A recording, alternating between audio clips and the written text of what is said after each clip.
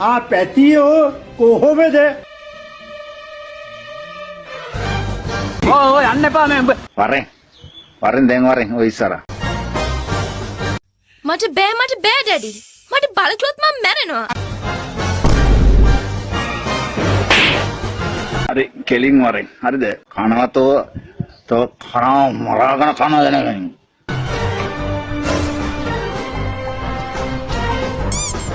කට්ටක් කාලා වැඩ කරලා උනන්දුව තිබිලා උද්‍යෝගෙ තිබිලා කිසිම දෙයක් කරලා වැඩක් නැහැ. මම මෙහෙම මේ තත්ත්වයටපත් වෙලා නැහැ. මට සමා වෙන්න ගයිස්. මට දුකයි. කියන්න තියෙන මෙච්චරයි. බොහොම ස්තුතියි. හැමදාමත් මල් පිරුණුවේ ඈත ගස දුක දන්න වැටි. කවුද බම් පඩින්නේ? දැන් දෙක තුනක් ආවා සුමන්ට මට. අලව්වෙත් ඔය වගේ වුණා. පොඩි උන් ටිකක් ළඟින් ඉඳගත්තා. දුන් දෙන්නේ පඩිනවා. නෝකෝල්ද කොට කාලා තියෙන්නේ. ඇස් වලින් කබ එනවා. දත් වල කුණු හැදෙනවා.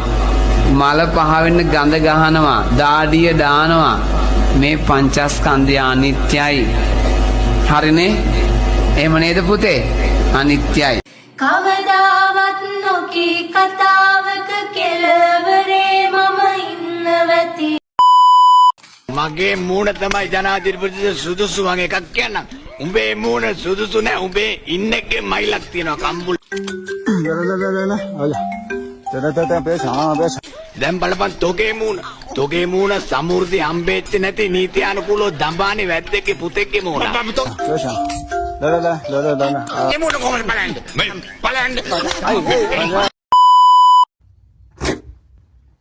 මලම කරදයක් අපමණ. ඇයි එහෙම නවනින්ගිරා වැඩ කරන්නේ? කුජීතයි නේද එහෙම වැඩ කරන එක? කට්ටියටම හොඳටම කරලා පැන්නේ මම. හොඳ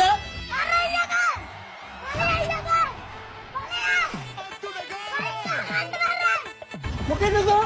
And his name is John C.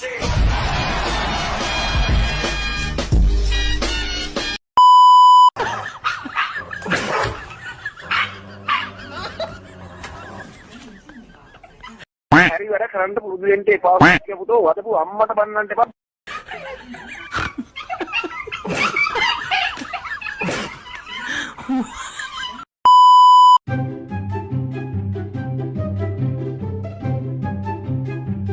හරි වැඩ කරන්න පුරුදු වෙන්න එපා.